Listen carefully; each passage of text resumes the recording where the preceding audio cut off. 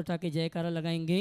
बोले देवाधिदेव श्री आदिनाथ भगवान की जय जय जय। देवाधिदेव श्री महावीर भगवान की जय जय जय। संत शिरोमणि गुरुवराचार्य श्री विद्यासागर जी महाराज की जय जय जय। नवाचार्य श्री समय सागर जी महाराज की जय जय जय। गुणायतन पीड़िता शंका समाधान भावना एक प्रवर्तक जन जन के संत प्रखर भक्ता बोले परम पूजमनी श्री प्रमाण सागर जी महाराज की जय जय जय। बोले परम पूजमनी श्री निर्वेक सागर जी महाराज की जय जय जय। बोले परम पूजमनी श्री संधान सागर जी महाराज की। देवी अहिल्या की नगरी मालवा की शान इंदौर की आचार्य श्री विद्यासागर सभागार से हम और आप सायंकालीन शंका समाधान का कार्यक्रम प्रारंभ करें। उसके पूर्व धर्म प्रमाण समिति और सकल दिगंबर जैन समाज इंदौर आपका हार्दिक अभिनंदन स्वागत करता है। और चलते हैं प्रतिदान की भांति हम और आप परम पूज मुनिवर के श्री चरणों में नमन करते हुए आशीर्वाद प्राप्त करेंगे और निवेदन करेंगे शंका समाधान के कार्यक्रम के लिए दोनों हाथ जोड़ लेंगे।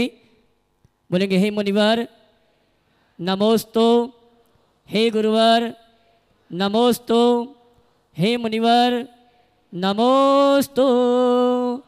और आइए गुरुवर के आशीर्वाद से हम और आप शंका समाधान के कार्यक्रम के संचालन के निवेदन करेंगे। परम पूज मुनिवर संधान सागर जी महाराज से दोनों हाथ उठा के जयकारा लगाएंगे। बोले परम पूज मुनि श्री प्रमाण सागर जी निर्वेक सागर जी संधान सागर जी महाराज की। आज का यह सत्र अपन गुरु चरणों में प्रारंभ करते हैं और प्रथम प्रश्न के लिए मैं आमंत्रित कर रहा हूँ कुमारी प्रगति जैन इंदौर तैयार रहेंगे। उसके बाद अंजलि जैन इंदौर।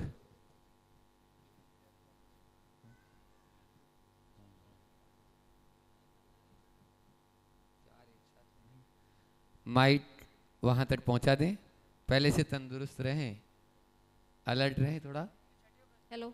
हाँ, और जो दूसरा नाम होता है वो खड़े हो जाएं ताकि वहाँ तक भी माइक पहुँच जाए, समय बचेगा। हाँ बोलें बोलें आप। नमोस्तु महाराज जी। महाराज जी, हम लोगों की बातों में आकर हम किसी के प्रति गलत धारणा बना लेते हैं या समझ नहीं पाते हैं कि क्या सही है क्या गलत है, किसका साथ देना चाहिए और गलत निर्णय ले लेते हैं और अनजाने में ही हम उनका हित कर देते हैं। तो ऐसे में क्या करना चाहिए, इससे हमें पाप कर्म का बंद होता है? देखिए, निश्चित ही जो लोग दूसरों की बातों में आकर निर्णय लेते हैं उनके निर्णय प्रायः गलत होते हैं। पहली बात तो हमें ये बात अपने भीतर विकसित करनी चाहिए कि हम जो भी निर्णय लें वो अपने विवेक से लें, अपने अनुभव से लें अथवा अनुभवियों के परामर्श से लें। जिस किसी की बातों में आकर के कोई निर्णय न लें, और यदि कदाचित ऐसा कोई निर्णय लिया और जिसमें सामने वाले का हित हुआ तो संभव हो तो उससे क्षमा मांगे और मन ही मन उसकी पुनरावृत्ति न करने का संकल्प ले और आगे के लिए सीख ले। यही एकमात्र जीवन के सुधार का रास्ता है। ठीक, चलिए। अंजलि जैन इंदौर, उसके बाद में अविनाश जी जैन पत्रकार जो महाराज श्री जी की वाणी को जन जन तक पहुंचाने में अपना बहुत बड़ा सहयोग कर रहे हैं। विदिशा से अपने बीच में अविनाश भैया। ओ अविनाश, पहले अंजलि जैन नहीं आई, ठीक। अविनाश जी जैन पत्रकार अपना प्रश्न कर रहे हैं और उसके बाद में जयंत देवाले इंदौर। मेरे हृदय प्रदेश में गुरुदेव विराजमान, उनके चरणों में नमोस्तु नमोस्तु नमोस्तु। एवं क्षुल्लक जी को इच्छामि इच्छामि इच्छामि। गुरुवर, भारतीय विद्यावाणी परिवार पूरे भारत में लगभग 50,000 सदस्य के साथ में मौजूद है और सभी प्रतिदिन के प्रवचन को पढ़ते हैं, लाइक करते हैं और आपको नमोस्तु भी करते हैं। गुरुदेव, मेरा प्रश्न भी इसी से जुड़ा हुआ है कि उनकी नमोस्तु मैं आप तक कभी पहुंचा भी पाता हूं, कभी नहीं भी पहुंचा पाता हूं, तो आप एक बार उनको सबको ही आशीर्वाद दे दीजिएगा और दूसरी बात ये है कि मुझे अगर मान लीजिए उनकी नमोस्तु मैं आप तक नहीं पहुंचा पाता हूं और अपनी ओर से कह दिया कि हाँ मैंने नमोस्तु कर दी, तो फिर मुझे क्या पाप लगता है? देखिए, पहले तो मैं सबको इस मंच से आशीर्वाद दे देता हूँ, और जिन्हें भी मेरा आशीर्वाद चाहिए सुबह या शाम कम से कम अपनी हाजिरी दीजिए, तब तो आशीर्वाद मिलेगा। फुकट में आशीर्वाद क्या है? इसलिए डाक का आशीर्वाद नहीं, डायरेक्ट का आशीर्वाद सबको देना।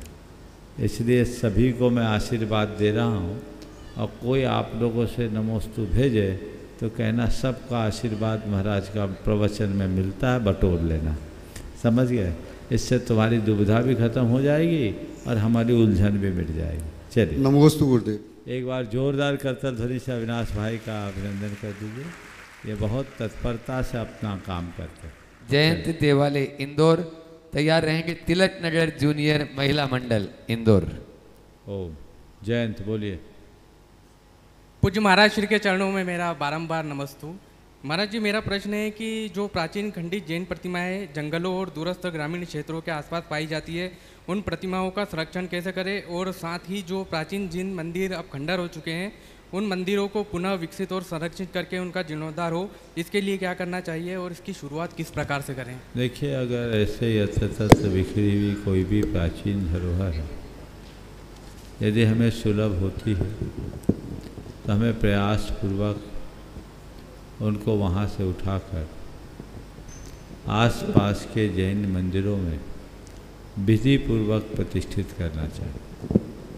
यदि ऐसा करना संभव नहीं है, ग्रामीण लोगों का सहयोग नहीं हो, तो सबसे पहले चरण में उनके लिए शेड बना देना चाहिए, कवर कर देना चाहिए, ताकि प्राकृतिक क्षरण से बचाव हो सके।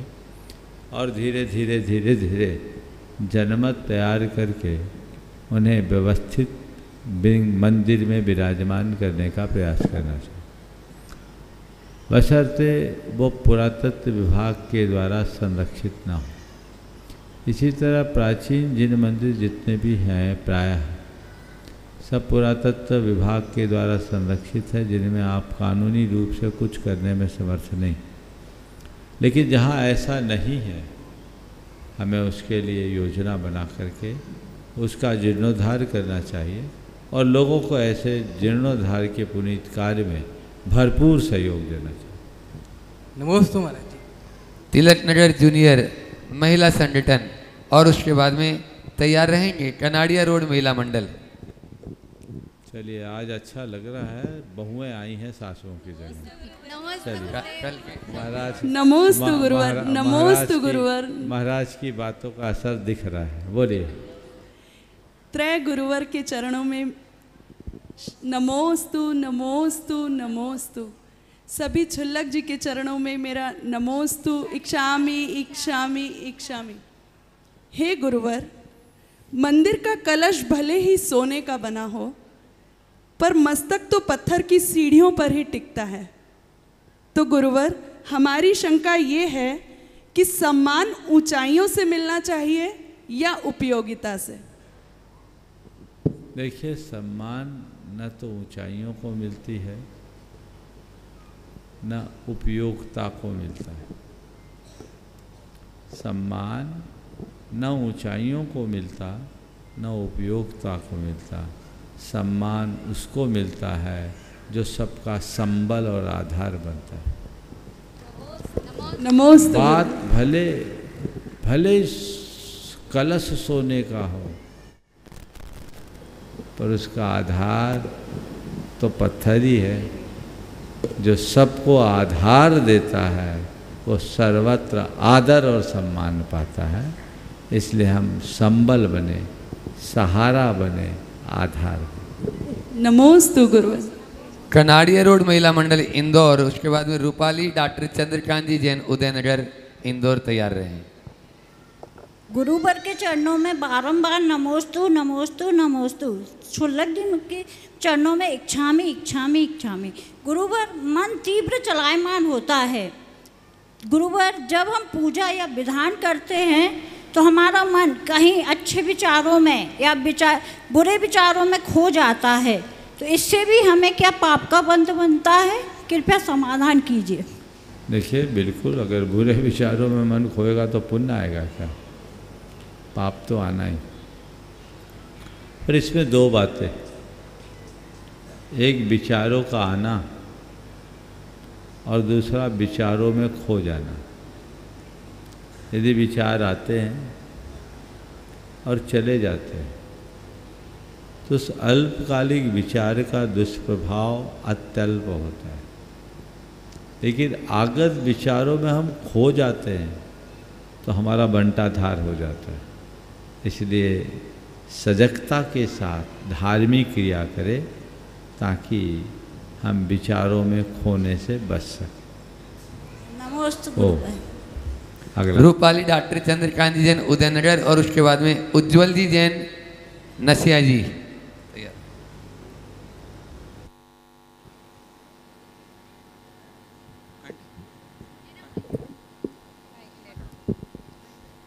महाराज श्री के चरणों में बारंबार नमोस्तु। उदयनगर महिला मंडल की तरफ से भी बारंबार नमोस्तु नमोस्तु नमोस्तु। महाराज श्री, इमोशनल स्ट्रांग से मेंटल स्ट्रांग कैसे बने? इमोशनल स्ट्रांगनेस से मेडिकली हम स्ट्रांग, मेंटली स्ट्रांग कैसे बने? देखिए, इमोशंस होना अच्छा है, लेकिन इमोशंस का वेग होना बहुत अच्छी बात नहीं। हमें मेंटली स्ट्रांग होने के लिए कुछ नहीं करना है, थोड़े दिन भावना योग करना है, समझ गए? और यदि हम नियमित भावना योग का अभ्यास करते हैं तो तय मानिएगा आप हर स्तर पर स्ट्रांग होंगे, इमोशनली भी, मेंटली भी और फिजिकली भी। इसलिए भावना योग का अभ्यास करें, जीवन में व्यापक बदलाव आएगा। जी मां, नमोस्तु महाराज जी, नमोस्तु। उज्जवल जैन नसिया जी उसके बाद में तैयार रहेंगे मल्लारगंज दिगंबर जैन समिति इंदौर। नमोस्तु महर्षि। मंच पर विराजमान समस्त मुनि संघों को बारंबार नमोस्तु। छुल्लक जी को बारंबार इच्छामि। महर्षि, मेरा प्रश्न है, खाद के अभाव में फसलें खराब हो जाती हैं, खाद के अभाव में फसलें खराब हो जाती हैं, संस्कार के अभाव में नस्लें खराब हो जाती हैं, मुस्कान के अभाव में शक्लें खराब हो जाती हैं और संगति के प्रभाव से अक्लें खराब हो जाती हैं। क्योंकि महर्षि, मैं युवा मंडल के साथ रहता हूँ, प्रायः कर देखा गया है कि युवाओं को हम जिस तरफ मोड़ना चाहें तो चाहे दिन हो चाहे रात वो अच्छे कार्यों में जुट जाते हैं, और कभी वो कुछ गलत करते हैं तो उनसे पूछा जाए कि आपने ऐसा क्यों करा, तो वो बोलते हैं भैया ना चाहते हो भी हमारे लोग बोलते हैं अगर तुम यह काम नहीं करोगे तो हम तुमसे मित्रता छोड़ देंगे। तो महर्षि, मेरा प्रश्न ये है कि हम क्या करें कि हम अकलों को, शक्लों को, नकलों को और फसलों को खराब होने से बचा पाएँ। नमोस्तु महर्षि। बहुत अच्छी बात कही, खाद के अभाव में फसलें खराब हो जाती, संस्कार के अभाव में नस्लें खराब हो जाती हैं, मुस्कान के अभाव में शक्लें खराब हो जाती हैं, तो संगति के अभाव में अकलें खराब हो जाती हैं। आपने पूछा ये सब कुछ ठीक बने रहे उसके लिए हम क्या करें? मेरा मानना है कि फसल और शकल के लिए तो आप बड़े अवेयर रहते हैं, फसलों के लिए खाद देने में आपकी तत्परता है और शकल के लिए मुस्कान को मेंटेन करने में आप माहिर हो। ज़रूरत है संस्कार और संगति की। यदि हमारे संस्कार अच्छी हों तो सारी नस्लें अच्छी होगी, इसमें कोई संशय नहीं। हमें अपने संस्कारों पर पूरी तरह से ध्यान देना चाहिए। और दूसरी बात, संगति पर पूरा फोकस होना चाहिए। चाहे जीवन में कुछ भी हो, यदि हम अच्छी संगति रखते हैं तो हमारा जीवन कभी नहीं बिगड़ता। कहावत है, जैसी संगत वैसी रंगत। हमें ऐसे लोगों से अपनी मित्रता बिल्कुल भी नहीं रखनी चाहिए जो हमें गलत सीख दे, गलत प्रेरणा दे, गलत दिशा में ले जाए। हमें सदैव मैत्री ऐसे ही लोगों से करनी चाहिए जो हमारे हित में साधक हो, जो हमें अहित से बचाए, जो बुराइयों से रोके, अच्छाइयों में लगाए, जो सकारात्मक प्रेरणा दे, उससे मित्रता रखें। अगर ऐसे लोग जो इस तरह के गलत आदतों का शिकार हो और गलत प्रवृत्तियां करते हों, तो ऐसे लोगों से दोस्ती रखने की अपेक्षा दूरी रखना अच्छा है। समझ गए? तो मित्र बनाना अच्छी बात है, लेकिन उससे पहले ये विचारना है किसे बनाए अपना मित्र। अगर ये बात हमारे मानस में होगी तो जीवन में व्यापक परिवर्तन। नमोस्तु महर्षि, नमोस्तु महर्षि। मल्हारगंज दिगंबर जैन समिति इंदौर और उसके बाद में मायाजी जैन वृत्ति श्राविका इंदौर तैयार रहें। उनके 8 प्रश्न का उत्तर हो गया है, जिसमें मोबाइल नंबर लिखा है, वो वाला प्रश्न करें। गुरुदेव, आपके चरणों में 3 बार नमोस्तु, नमोस्तु गुरुदेव, नमोस्तु नमोस्तु। और छुल्लक जी महाराज के चरणों में इच्छा में गुरुदेव, मेरा एक प्रश्न है। धर्म के क्षेत्र के साथ साथ हम राजनीति में भी काम करते हैं, और राजनीति में हमें दिन रात मायाचारी, झूठ, सच, राग, द्वेष सब काम करना पड़ते हैं। तो मेरा निवेदन ये गुरुदेव, हमें इन कार्यों से क्या पाप मिलेंगे या कैसे मुक्ति मिलेगी? बस जब तुम्हें पता है कि हमें सब प्रकार का छल छद्म करना पड़ता है तो करते क्यों? बुरे का फल तो बुरा ही मिलेगा।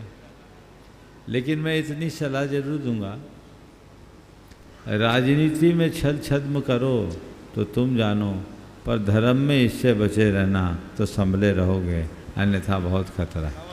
नमोस्तु गुरुदेव, नमोस्तु नमोस्तु। मायाजी जैन वृत्ति श्राविका इंदौर दोनों ही पति पत्नी व्रती हैं। और उसके बाद में तैयार रहेंगे अनुज भाई अंबिया साउंड, जिनका सम्मान भी होना है।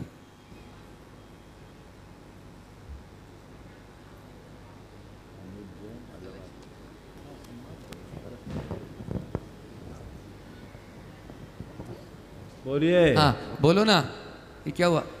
आज इतने दिनों बाद तो माइक आया और उसमें भी आप लोग यानी नमोस्तु महाराज जी, नमोस्तु महाराज जी, नमोस्तु महाराज। इच्छामि झुको उतना ही जितना जरूरी है, क्योंकि कारण झुकना दूसरों के अहम को बढ़ावा देता है।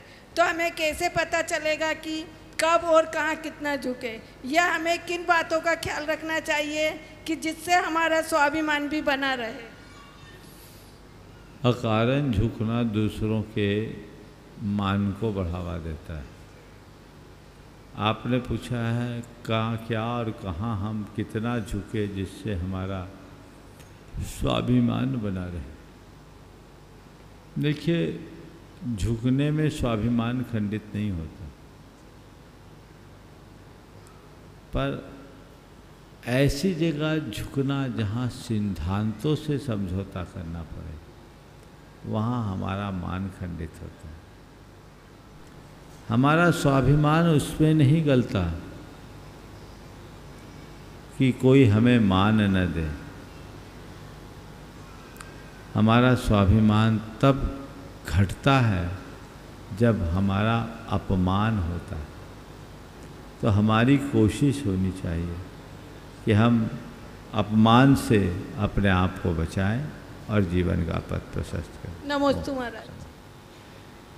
अपने बीच में अलवर से अंबिया साउंड के अनुज जी जैन यहाँ पर है। जोरदार तालियों से उनका स्वागत अभिनंदन कर दें। मैं चाहूँगा मुख्य यजमान मुकेश जी पाटोदी, महोत्सव अध्यक्ष नवीन जी आनंद जी गोदा अध्यक्ष से अशोक रानी जी दोषी भैया आ जाएं। अशोक भैया सभी आ जाएं यहाँ पर। धर्म प्रभावन समिति आनंद भैया जल्दी और आप इनका स्वागत अभिनंदन करें। ओ जल्दी चलो, उसके बाद में तैयार रहेंगे दिगंबर जैन महासमिति पूर्वी क्षेत्र उदयनगर, वे अपना प्रश्न करें। ओ जब तक सवाल कर लीजिए, वहाँ तक माइक पहुँचा दें। दिगंबर जैन महासमिति पूर्वी क्षेत्र उदयनगर यहाँ पर उपस्थित हैं। एक बार अनुज भाई का जोरदार अभिनंदन इसके लिए। आप देख रहे हैं पिछले लगभग 11 सालों से लगातार ये आप लोगों तक हमारी बात को पहुंचाने में सहयोगी बन रहे हैं और आप इनका देख रहे हैं, इनका जो साउंड सिस्टम है वो अपने आप में अनूठा है और अभी यहाँ के लिए तो इन्होंने विशेष प्रबंध किया है। एक बार जोरदार अभिनंदन। नमोस्तु मुनिवर, नमोस्तु मुनिवर, नमोस्तु मुनिवर। त्रैवार नमोस्तु मुनि चरणों के संग में नमोस्तु। मेरा प्रश्न यह है, भरत चक्रवर्ती के 923 पुत्र निगोद से निकलकर मनुष्य गति पाकर सीधे मोक्ष चले गए। निगोद में उन्होंने ऐसा कौन सा पुण्य कमाया था, ऐसा कौन सा पुण्य किया था जो मनुष्य गति पाई और चक्रवर्ती के पुत्र बन गए? देखिए, निगोदिया जीव या एकेंद्रीय जीवों के पास कर्म चेतना नहीं होती, केवल कर्म फल चेतना होती। अर्थात उन्हें विशेष पुरुषार्थ करने का कोई अवसर नहीं होता, लेकिन इसके बावजूद उनके साथ ऐसा हुआ। तो इसका एक ही उत्तर है कि यह सब उनके भवितव्य से हुआ। जब हमारा भवितव्य अच्छा होता है तो अपने आप संयोग बनते हैं और संयोग हमारे जीवन में बड़ा बदलाव घटित कर देता है। ओम नमोस्तु, नमोस्तु गुरुदेव, नमोस्तु गुरुदेव। सुलोचना अशोक जी जैन, किशनगंज बिहार, वे अपना प्रश्न करेंगे और ताराजी जैन मानपुर तैयार रहेंगे। ओम नमोस्तु गुरुदेव, नमोस्तु गुरुदेव, नमोस्तु गुरुदेव।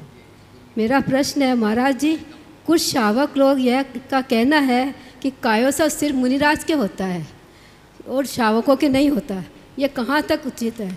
इस का समाधान का समाधान पूछो। शावक प्रतिक्रमण में जो कायोत्सर्ग बताए वो कहाँ है?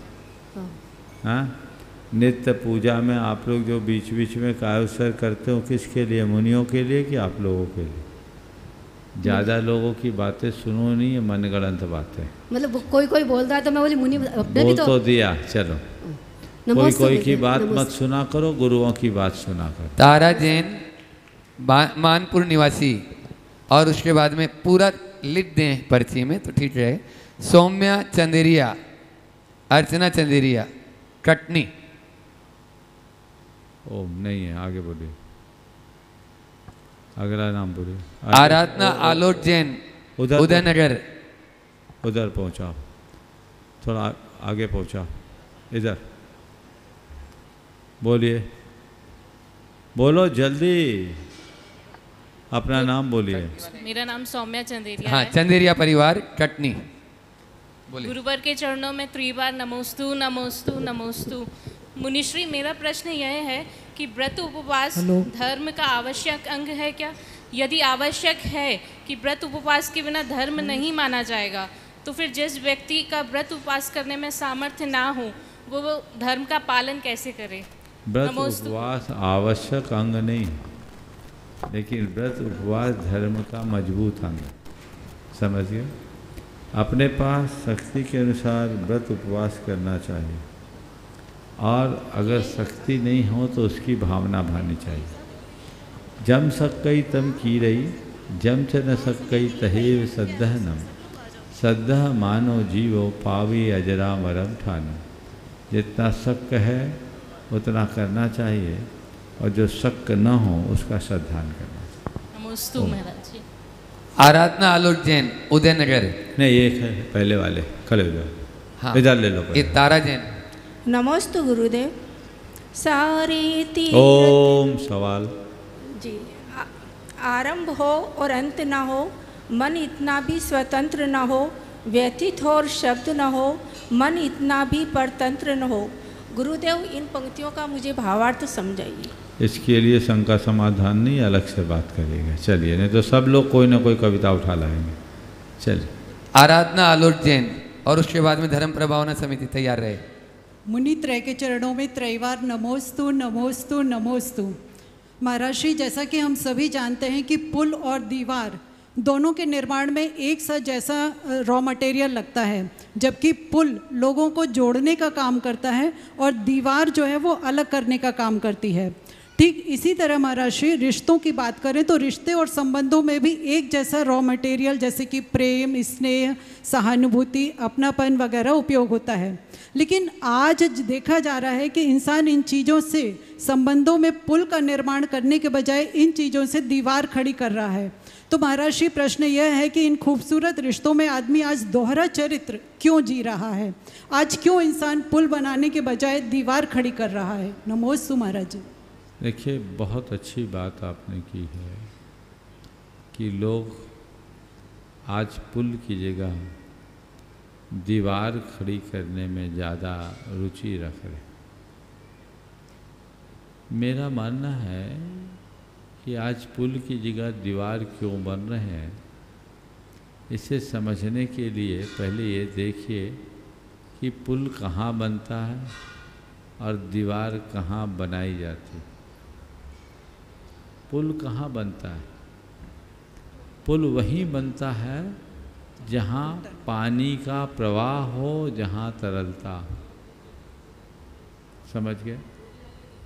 पानी का प्रवाह होता है, नीचे पानी का प्रवाह होता है, सरलता होती है, तो उसको वहाँ पर पुल का निर्माण किया जाता है जो इस पार से उस पार पहुँचा दे, दो तटों को जोड़ा जा सके। यदि हमारे हृदय में संवेदनाओं का प्रवाह हो तो हम दोनों किनारों को बहुत आसानी से तो जोड़ सकते हैं।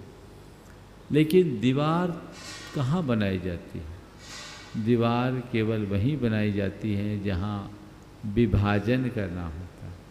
तो जिसका जन्म ही विभाजन के लिए हुआ है, वो जोड़ने का काम भला करेगा कैसे? मन में दीवार पहले उठती है, बाहर की दीवार बाद में उठती है। ये दीवारें समाप्त हो सकती यदि हमारे हृदय में संवेदनाओं का प्रवाह बढ़े। आज के बढ़ते हुए उपभोक्तावादी दौर में यदि सबसे ज़्यादा कुछ प्रभावित हुआ है तो हमारे अंदर की संवेदना, क्षीण होती हुई संवेदना ने हमारी सोच को संकीर्ण और चित्त को अत्यंत अनुदार बना दिया है, जिसका परिणाम आपस में दुराव, भटकाव, बिखराव, वैमनस्य जैसे दुर्भाव प्रकट हो रहे हैं। हमें इनसे बचना चाहिए। नमोस्तु महाराज जी। नमोस्तु। धर्म प्रभावना कार्यालय समिति, उसमें अनिल जी रावत, अनिल जी बाजल, अशोक जी बाजल हैं, पवन जी राजावत, इन लोगों के लिए जोरदार ताली बजा दीजिए। एक प्रश्न करेंगे, आनंद भी अभी साथ में है। गुरुदेव के चरणों में बारंबार नमोस्तु, छुल्लक जी के चरणों में इच्छामी। गुरुदेव, ईर्ष्या की दाह और सांसारिक वस्तुओं की चाह में आज के बच्चों का बचपन, युवाओं की जवानी और बुजुर्गों का चैन खोता जा रहा है। प्रतिस्पर्धा के इस युग की मृगमारीचिका में सभी दौड़े चले जा रहे हैं, तो गुरुदेव इनसे कैसे बचें, कृपया मार्गदर्शन करें। देखिए, दाह और चाह में आह है, चाहे वो ईर्ष्या की दाह हो या हमारे मन में भौतिकता की चाह, ये दोनों दाह देने वाली। इन सब से बचने का एक ही रास्ता है कि हम आध्यात्मिकता की राह पकड़ें। यदि मनुष्य के हृदय में अध्यात्म का प्रकाश प्रकट हो जाता है तो ये सारी दुर्बलताएं बड़ी आसानी से दूर हो सकती हैं। अपने जीवन में ऐसी आध्यात्मिकता को उद्घाटित करने की आवश्यकता और अपेक्षा है। हम उसमें निरंतरता लाने की कोशिश करें। ईर्ष्या से बचने के लिए हर व्यक्ति के अंदर एक ऐसी दृष्टि हो जिसमें वो सबको अपने समान गिन सके। ईर्ष्या कब होती है? जब हम किसी को अपने से बढ़ता देखते हैं और खुद को छोटा महसूस करने लगते हैं। जब हमें दिखने लगेगा कि न कोई बड़ा है न छोटा, तो फिर ईर्ष्या पनपेगी कहाँ? जी गुरुदेव।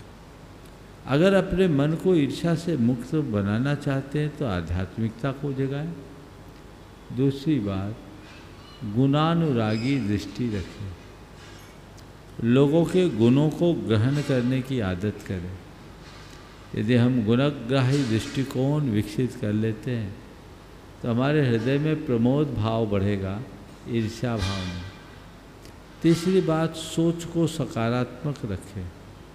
यदि सोच सकारात्मक होगी तो ईर्ष्या का भाव कभी भी प्रकट नहीं होगा। नकारात्मकता से हमारी सोच विकृत होती है और इस प्रकार की दुर्बलताएं उत्पन्न होने लगती है। और चौथी बात, सदैव अपनी लाइन को लंबी करने में लगे, दूसरों की तरफ देखना बंद कर दें, कभी भी ईर्ष्या नहीं। नमोस्तु गुरुदेव, नमोस्तु गुरुदेव, नमोस्तु गुरुदेव। अनिल जी सोनी इंदौर, और साथ में रहेंगे स्वागता अध्यक्ष सुनील जी बिलाला उनके साथ। सुनील जी का। और इसके बाद में तैयार रहेंगे श्री नमस्ते गुरु। अब भैया जी तैयार रहें। अशोक भाई। हाँ, नमोस्तु गुरुदेव। चतुर्मास में पहली बार यजमान पद श्रावक पर विराजमान हुए हैं। इस यजमान शब्द का मतलब क्या है और यह शब्द के पद पर आने से श्रावक को क्या लाभ होता है और यजमान और जजमान में क्या डिफरेंस है? बहुत अच्छा। देखिए, इस बार कलश स्थापना के साथ चातुर्मास के प्रमुख यजमान के रूप में एक परिवार का चयन हुआ और ये सौभाग्य पाटौदी परिवार को मिला। यजमान शब्द क्या है? याजन, यजन, पूजन और धार्मिक महोत्सव को कहते हैं यज्ञ। यजन, पूजन, अन्य धार्मिक महोत्सव, उसका जो मुख्य कर्ता होता है उसको बोलते हैं यजमान। और इसी का ही अपभ्रष्ट रूप है जजमान। यजमान कहो, जजमान कहो। तो चातुर्मास एक बहुत बड़ा धार्मिक महोत्सव है। इस महोत्सव को संपन्न कराने में जिसकी मुख्य भागीदारी है उसको मुख्य जजमान बनाने की बात कर दी गई। और ये सौभाग्य इस बार पाटौदी परिवार को मिला है। मुझे लगता है अगली बार से लोगों की होड़ लगेगी कि हमको भी अब मुख्य यजमान बनना है। अभी तक लोग कलश के लिए होड़ लगाते थे, अब मुख्य यजमान के लिए लोग होड़ लगाएंगे। कलश एक प्रतीकात्मक आधार है जो रखा जाता है, तो हमने सोचा एक कलश से काम चल सकता है तो अनेक कलश क्यों चलाएं। लेकिन चातुर्मास है, चातुर्मास में बहुत सारे धार्मिक आयोजन होते हैं, लोग आते हैं, उनकी व्यवस्थाएं होती है, तो उसमें व्यय होता है। तो उस व्यय भार को उठाने के लिए कुछ न कुछ तो व्यवस्था होनी चाहिए। तो एक मुख्य यजमान हो गए और 9 रत्न हो गए, आपका काम बन गया और काम आगे बढ़ रहा है। ऐसे मौके जब भी आए छोड़ना नहीं चाहिए, कोशिश करनी चाहिए कि हम ऐसे अवसर का जितना लाभ उठा सके उठाए। दूसरी बात मैं आप सबसे कहूँगा, करने वालों ने बढ़ चढ़कर अपनी भागीदारी दे दी, लेकिन आप लोग कंजूसी मत रखना। आपको भी चाहिए कि अगर अवसर आया है कुछ लूटने का तो हम उसमें पीछे न रहें। अपनी अपनी शक्ति और परिस्थिति के अनुसार सबको, भले समिति आपसे न मांगे, लेकिन आपको खुद से कि ये इतना बड़ा महोत्सव हो रहा है, मैं सुबह दोपहर शाम 3 बार लाभ ले रहा हूँ, पूरे देश भर के लोग और दुनिया भर के लोग आकर लाभ ले रहे हैं, मैं आज पुण्य के योग से समर्थ हूँ, तो मेरा ये कंट्रीब्यूशन तो होना ही चाहिए। भैया ये मेरा कंट्रीब्यूशन ले लो, ये उदारता आपके अंदर होनी चाहिए, कृपणता नहीं होना चाहिए, क्योंकि जितनी उदारता आप अपनाएंगे उतनी ही समृद्धि पाएंगे, जीवन को आगे बढ़ा पाएंगे। महाराज जी, 9 रत्न कौन होते हैं? अरे 9 रत्न तो रत्न का अर्थ था श्रेष्ठ। अब सबकी व्याख्या मत कराओ, तुम लोग बन गए। कौन 9 रत्न? 9 खड़े हो जाओ, बोलना ये 9 रत्न। अपने बीच में जो अपना रतन लगाते वो समाज में रतन बन पाते हैं। अपने बीच में इस देश के भामाशाह अशोक जी पाटनी की श्रीमती जी यहाँ पर उपस्थित हैं। आप लोग जोरदार तालियों से उनका सम्मान करें। सुशीला जी पाटनी व्रती श्राविका हैं और अभी वो खुद भी बता रही हैं। विद्यासागर.गुरु के जो सौरभ भाई है उनका भी मैसेज आया कि 15 अगस्त को सोने की चिड़िया एवं लुटेरे अंग्रेज एक पुस्तक है जो आचार्य श्री जी को बहुत प्रिय पुस्तक थी। किस प्रकार से हमारे देश को गरीब बनाया गया है, ये सब कुछ उसमें सांगोपांग दिया गया है। आप लोग उसे ज़रूर पढ़ें, ऑनलाइन उपलब्ध है और उसका एग्ज़ाम भी ऑनलाइन ही होगा, वह आप ज़रूर उसमें शामिल हों। पूरी जानकारी विद्यासागर.गुरु पर आपको मिलेगी। सुशीला जी पाटनी उसके विषय में बता रही और प्रश्न भी पूछ रही हैं। महाराज श्री जी, तीनों महाराजों के चरणों में नमोस्तु। छोलक जी इच्छा में।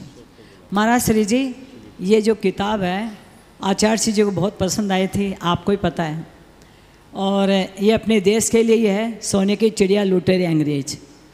तो आचार्य श्री के सानिध्य में पहले भी इसके परीक्षा हो चुकी है और बहुत लोग, भाई लोग, बच्चे सब पढ़े थे और एग्ज़ाम दिए थे बहुत सारों ने। लेकिन अभी 15 अगस्त को इसका पेपर है, तो ऑनलाइन ही हमारा श्री, तो इसके बारे में आप सबको बता दीजिए कि बच्चे, लड़के, लड़कियां सब इसको पढ़े कि देश में अपने पहले क्या हुआ था, इस सारे इस देश के अंदर लिखे हुए। नमोस्तु महाराज श्री। देखिए, सोने की चिड़िया और लुटेरे अंग्रेज अपने आप में भारत के इतिहास को सही तरीके से रेखांकित करने वाली अद्भुत कृति है।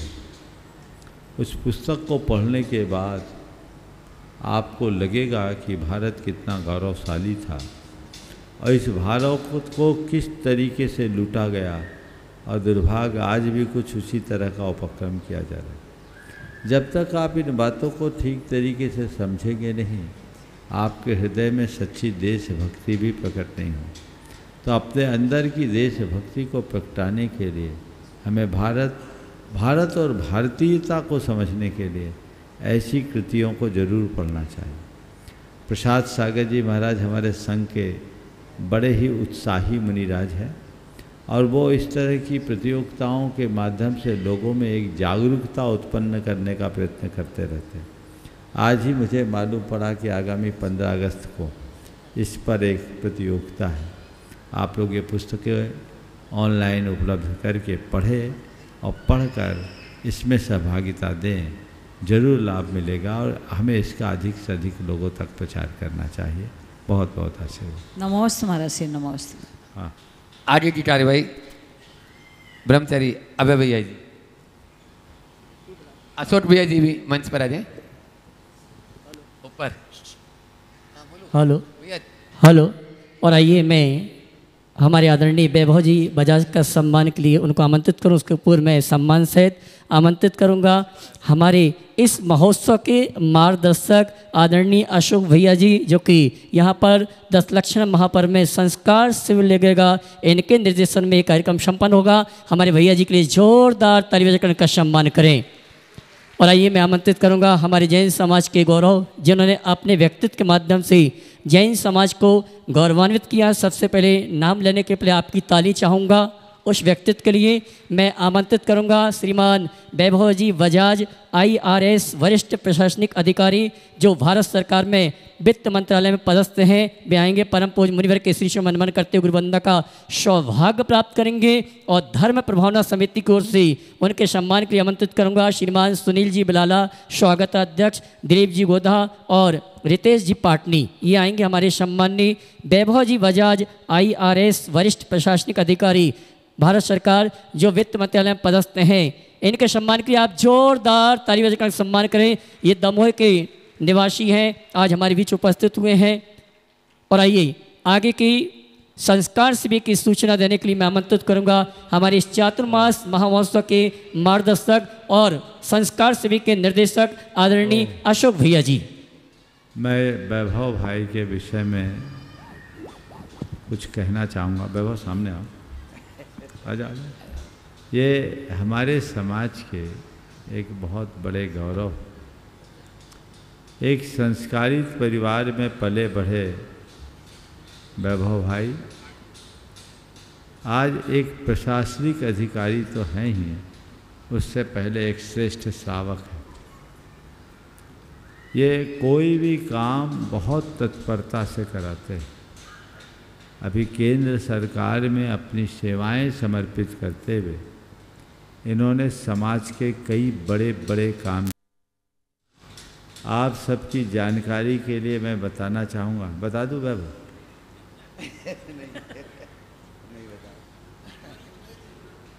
चलो मैं इसको छिपा लेता हूँ, क्योंकि ये छिपकर काम करने में ज़्यादा सुविधा महसूस करते हैं। लेकिन इतना तो मुझे बताना ही पड़ेगा कि अभी 4 महीने पहले इनके प्रयास से केंद्र सरकार द्वारा जो 2 घोषणाएं हुई है, जिसमें एक इंदौर के खाते में गई है, उसमें इनकी बहुत बड़ी भूमिका। पूरी टीम लगी, लेकिन उस पहल में इनकी बड़ी भूमिका है और अन्य अनेक कार्यों में भी इनका हमेशा योगदान बना रहता। आज मेरे पास कुछ विशेष विचार विमर्श के लिए यहाँ आए। हमें ऐसे लोगों को उत्साहित करना चाहिए, सम्मानित करना चाहिए और उनकी क्षमताओं का दोहन करते हुए समाज हित में नियोजित करना चाहिए। एक बार जोरदार अभिनंदन कर दी। कोई सवाल? कुछ बोल दो, माइक दो।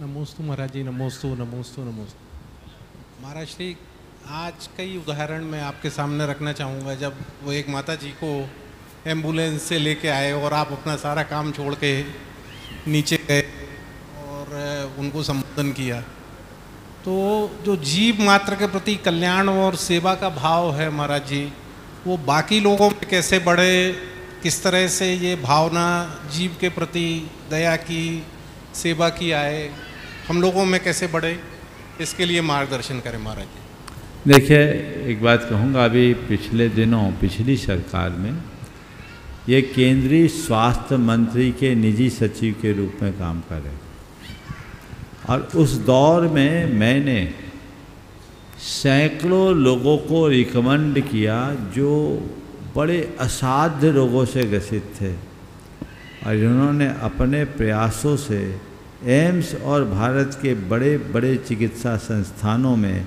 उनकी सर्व चिकित्सा कराई।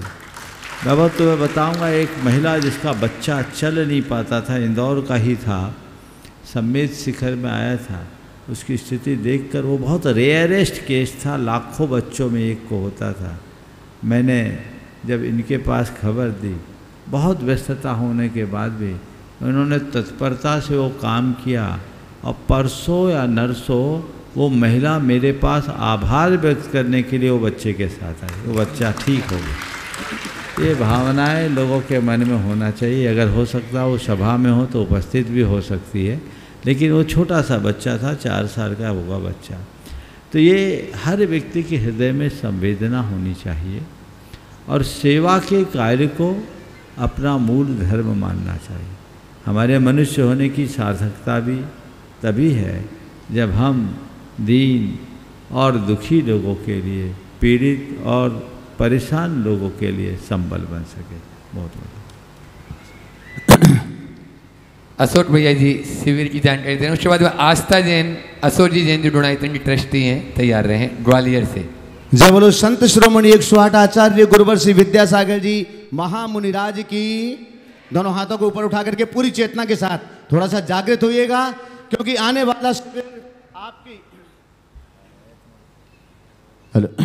जागृति के लिए है। तो दोनों हाथों को ऊपर उठा करके गुणायतन प्रणेता, शंका समाधान प्रवर्तक भावना योग जनक तरुणाई के प्रखर वक्ता पूज्य मुनिवर श्री प्रमाण सागर जी महाराज की चेतना को और जगाइएगा। पूज्य मुनिवर श्री निर्भेक सागर जी महाराज की, पूज्य मुनिवर श्री संधान सागर जी महाराज की। आइएगा बंधुओं, प्रतिवर्ष की भांति इस वर्ष भी पूज्यवर के पावन चरणारविंद में चेतना को जगाने वाला पर्वराज पर्यूषण पर आयोजित श्रावक संस्कार शिविर का आयोजन 8 सितंबर से 17 सितंबर तक किया जाएगा। लेकिन इस वर्ष का श्रावक संस्कार शिविर विशेष है, क्योंकि मां अहिल्या की नगरी इंद्रप्रस्थ इंदौर में इसका आयोजन किया जा रहा है और आने वाले 2 अगस्त से श्रावक संस्कार शिविर का रजिस्ट्रेशन प्रामाणिक ऐप के माध्यम से आप कर सकेंगे। जो इस समय पारस चैनल, जिनवाणी चैनल और प्रामाणिक ऐप के माध्यम से शंका समाधान के इस लोकप्रिय कार्यक्रम को देख रहे हैं, देश और दुनिया के उन सभी सुधी श्रावकों के लिए, यहाँ पर उपस्थित सभी भक्तों के लिए और इंदौर महानगर में अपने घरों पर जो इस समय इस कार्यक्रम को लाइव देख रहे हैं, उन सभी श्रावकों के लिए भी यह सुखद सूचना है। सबसे पहले प्राथमिकता इंदौर महानगर के सुश्रावकों के लिए है। बाहर से जो शिविरार्थी प्रतिवर्ष आते हैं उन शिविरार्थियों के लिए तो है ही, लेकिन 2 अगस्त को जैसे ही रजिस्ट्रेशन प्रारंभ हो तो मेरा अनुरोध है इंदौर महानगर में निवास करने वाले जो सुधी श्रावक हैं वे ऑनलाइन अथवा यहां पर अपना रजिस्ट्रेशन कराएं, क्योंकि जो पहले आ जाएंगे वो पहले पा जाएंगे। हो सकता है आपके रजिस्ट्रेशन पूर्ण होने के बाद बाहर वालों के लिए कटअप किया जाए, संख्या निर्धारित रहती है, फिर भी समिति के द्वारा आप सबकी समुचित व्यवस्था होगी।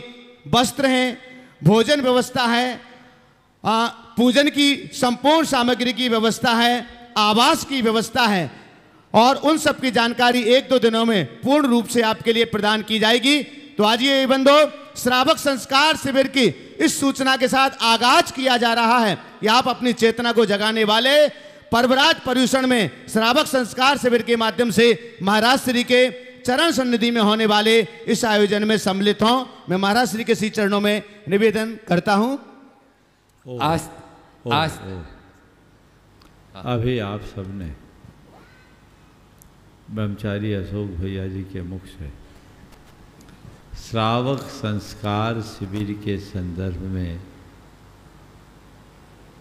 सूचना पाई। श्रावक संस्कार शिविर से लगभग पूरे देश के लोग अच्छे से परिचित हैं और प्रति वर्ष हजारों की तादाद में लोग शिविर में अपनी सहभागिता देते रहे हैं। इंदौर के भी अनेक लोग पिछले अनेक वर्षों से इस श्रावक संस्कार शिविर के में नियमित भागीदार बनते रहे, लेकिन इस बार अवसर आपके द्वार पर आया है तो आपको उसका भरपूर लाभ लेना ही चाहिए। बाहर के लोग जो आएंगे सो आएंगे ही, लेकिन मैं चाहता हूं कि स्थानीय लोगों की भी भागीदारी होनी चाहिए। 10 लक्षण के 10 दिन को धर्ममय बनाते हुए जीवन में एक नई रसधार प्रकट करने का अपूर्व अवसर आप सबके सामने आया, जहाँ सुबह की शुरुआत भावना योग से होगी, भगवान की शांति धारा अभिषेक का कार्यक्रम, नित्य आनंद के साथ पूजन, प्रवचन, मध्याह्न में तत्वार सूत्र प्रतिक्रमण, सामायिक, शाम का शंका समाधान और प्रभु भक्ति के साथ विश्राम का ये बृहद आयोजन यहाँ संपन्न होने जा रहा है। पूरे दिन आप आनंद में, आपको कुछ नहीं करना है, केवल आना है। यहाँ के आयोजक आपकी सारी व्यवस्थाएं व्यवस्थित करेंगे, जहाँ खाना पीना पूर्ण शुद्धि का, जिसमें आप एक आसन कर सकते हैं। कुछ लोग जो केवल कुएं का ही पानी पीते हैं, उनकी भी व्यवस्था होती है। तो इतनी उत्तम व्यवस्था, प्रतिमाधारियों की अलग व्यवस्था, और अन्य लोगों की शोध की व्यवस्था होगी। ये मौका आप लोगों को आया है, कोई वंचित न रहे।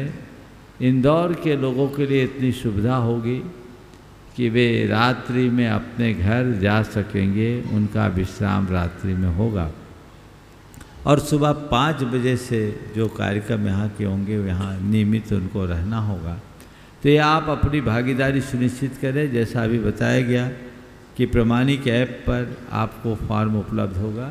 मैं एक सूचना संशोधन भी चाहता हूँ कि स्थानीय लोगों के लिए यहाँ पर भी फॉर्म उपलब्ध करा देना चाहिए, जो मैनुअली फॉर्म भर सके। ऑनलाइन वाले ऑनलाइन रजिस्ट्रेशन कराएं और मैनुअली करे हो। परसों 2 तारीख से उसके फॉर्म सुलभ हो जाएंगे। आप सब उसका लाभ लें, खुद जुड़े, औरों को भी जुड़ने की प्रेरणा दें। ये तो दस्तरक्षण की बात।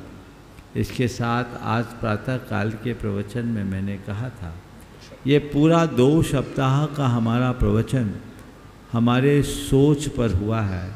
तो इस सोच पर हम एक वर्कशॉप आने वाले 4 तारीख के रविवार को लेने जाएंगे, जिसमें इन 15 दिवस के प्रवचनों का निचोड़ होगा और 8:30 बजे से 10:30 बजे तक का 2 घंटे का कार्यक्रम होगा। इसकी सूचना आप सब तक पहुंचा दीजिए। आप अपने अंदर एक प्रकार का ट्रांसफॉर्मेशन चाहते हैं, परिवर्तन चाहते हैं, तो उसकी शुरुआत यहीं से होगी। क्योंकि हमारे परिवर्तन का आधार हमारी सोच है। तो उस दिन का विषय होगा की ऑफ ट्रांसफॉर्मेशन। क्या? की ऑफ ट्रांसफॉर्मेशन। जीवन के रूपांतरण का आधार, वो की मैं आप सबको दूंगा, की नहीं मास्टर की दूंगा। अगर उसे आपने अपने हाथ में अपना लिया तो वो जीवन में बहुत बड़ा बदलाव घटित कर सकता है। तो ये सूचना आप सब लोगों तक पहुँचाए, आपकी जिम्मेदारी है। विभिन्न माध्यमों से आप इस सूचना को लोगों तक पहुँचाने का प्रयास करें। आज बुधवार है, गुरुवार, शुक्रवार, शनिवार बीच के 3 दिनों में पूरे इंदौर शहर में इसकी सूचना जानी चाहिए। और जो ऑनलाइन हैं वो अपने अपने घरों में टीवी के माध्यम से इस कार्यक्रम को देखकर लाभान्वित हो सकेंगे। वो केवल प्रवचन नहीं होगा, एक प्रकार के वर्कशॉप जैसा होगा, जो आपको एक नई दिशा और नई दृष्टि देगा। और हम चाहेंगे कि इस कार्यक्रम में आप अपने युवा वर्ग को विशेषतः प्रोत्साहित करें, ताकि वे इससे लाभान्वित हो और अपने जीवन में व्यापक बदलाव घटित कर सके। यहाँ उपस्थित सभी युवाओं से भी मैं कहना चाहता हूँ कि आज से ही इसे सर्वत्र फैलाना शुरू कर दें। आने वाले 11 तारीख को भगवान पार्श्वनाथ का निर्वाण महामहोत्सव है। मुकुट सप्तमी के रूप में सब लोग उसे मनाते हैं, पर मेरा मन है इस बार का निर्वाण महामहोत्सव कुछ हटकर हो। और इस बार के निर्वाण महामहोत्सव में हटकर क्या होगा, इसकी जानकारी मैं आगामी रविवार को दूंगा। पर यहाँ ऐसा होगा जैसा आपने आज तक न कभी देखा न सुना होगा।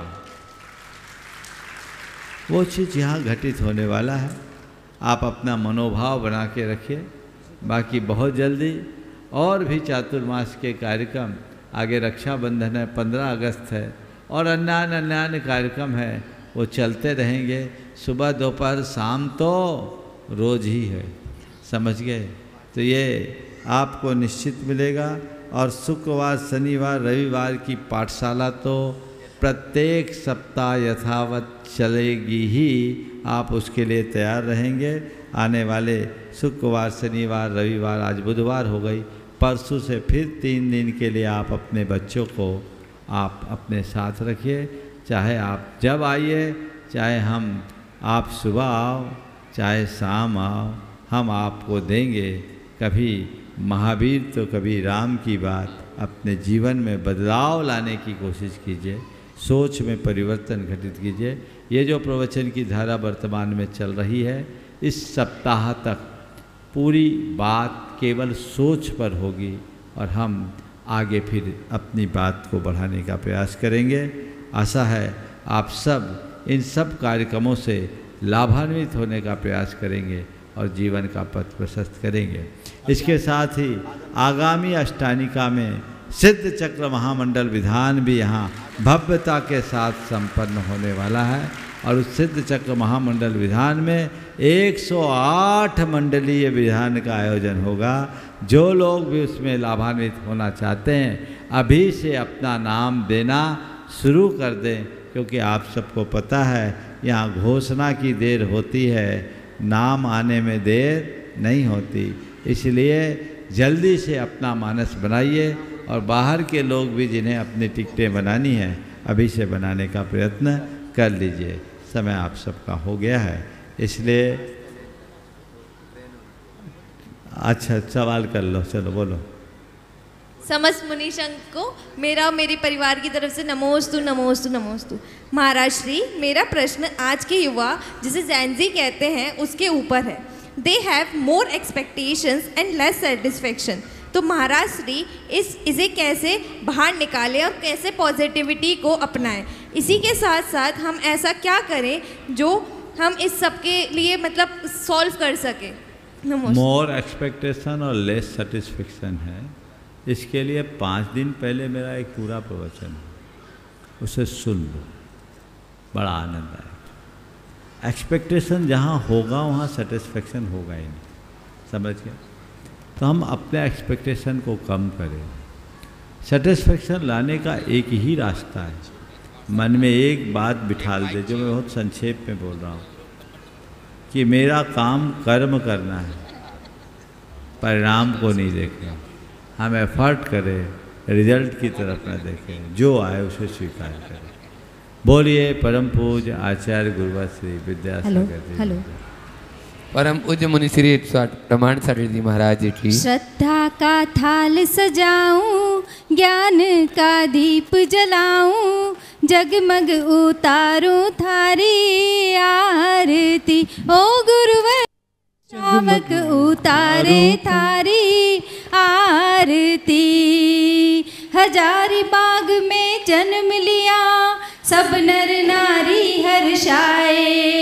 सोनागिरी की धरा धन्य हुई देव नीर बरसाए। गुरुवर प्यारी मूरत को ध्याऊं, चरणों में वारी जाऊं, भक्ति करूं मैं गुरुवर आपकी। ओ गुरुवर भक्ति करूं मैं गुरुवर आपकी।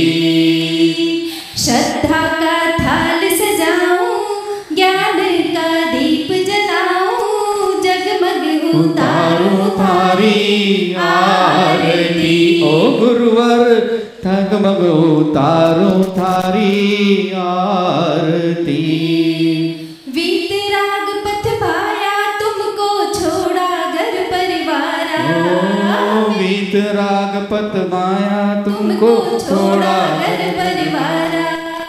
विद्या सिंधु से दीक्षा लेकर रत्नत्रय को धारा। गुरुवर ज्ञानी ध्यानी वैरागी, मुक्ति पथ के अनुरागी, चरणों में आया लेके आरती। ओ गुरुवर चरणों में लेकर थारी आरती। आत्म तत्व में लीन सदा हो स्वपर भेद विज्ञानी। आत्म तत्व में लीन सदा हो स्वपर भेद विज्ञानी। जग में रहकर निज में रहते शांति मूर्ति वरदानी हो। गुरुवर थारी तपस्या भारी, तुम हो शिव के अधिकारी। थारी गुण गावे माता भारती। ओ गुरुवर जगमग उतारो थारी आरती। सब दुनिया जयकारा बोले, साचा मन सुध्यावे। सब दुनिया जयकारा बोले, साचा मन सुध्यावे। दूर दूर सुदर्शन करवा थारे शरणा आवे हो गुरुवर।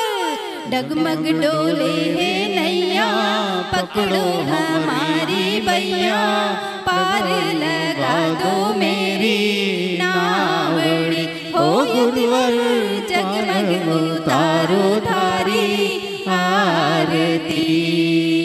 ओम जय गुरुवर कष्ट हरो, स्वामी जय गुरु कष्ट हरो।